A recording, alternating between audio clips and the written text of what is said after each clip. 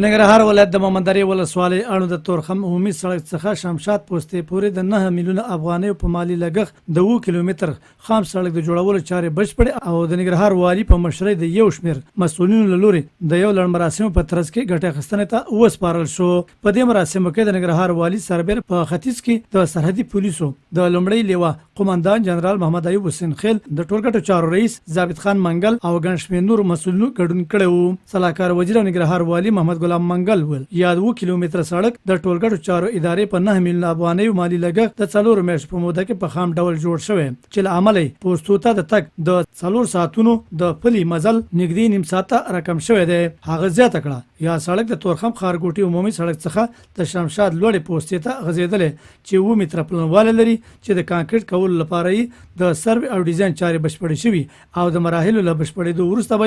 عملي چارې پیل شي. د تورخم په منطقه کې زمونږ د لومړی لمبر سرحدي لیوا هغه ډېرو جګو پوستو ته چې د شمشاد په نوم یادېږي د سړک جوړولو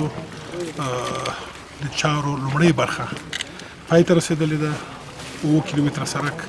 په اساسي ډول سره جوړ شوی دی، البته اوس په خامه ډول سره دی چې په راتلونکي کې به انشاءالله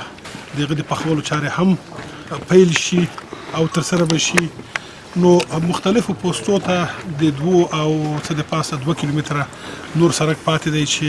د هغه چارې به انشاءالله زر پیل کیږي. زه امیدوار یم چې دغه مهمې استراتیژیکې پوستې او نقطې چې د افغانستان د ځمکنۍ بشپړتیا ویاړلي سنګرونه دي هغو ته سړکونه په اصلي ډول سره جوړ شي تر څو زموږ د سرحد ساتندویانو دپاره د ژوند کولو او دلته د دفاع کولو سهولتونه رامنځته شي او دوی وکولی شي خپلې اړتیاوې اکمالات یا اباتي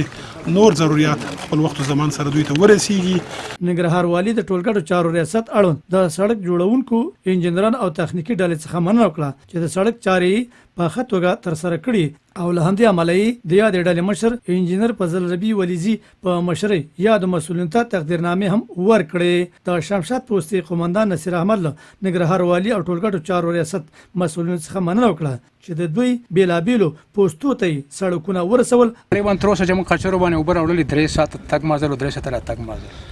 او اوس د والي صاحب او د قومندان صاحب د لیوا په کوششونو سره دا سړک سرته ورسېدو انشاءالله 2 کیلومتره پاتې دی. اوس کوي چې موږ نیم ساعت کې خپل اکمالات خلکو دا ویل لرم چې بس ټول د مخ یو اتفاق یو خلشي تر څو پورې به موږ د پردیو په شیطانت باندې خپل د خپل او زه خوشاله یم چې ما خپل وطنوالو ته امنیت نیولې دی او د خپل دینی مراسم د اختر په خوشحالۍ سره او ډاډ وخوده چې لدی ورسته به په یاده برخه کې هر ډول ستونزې حل شي.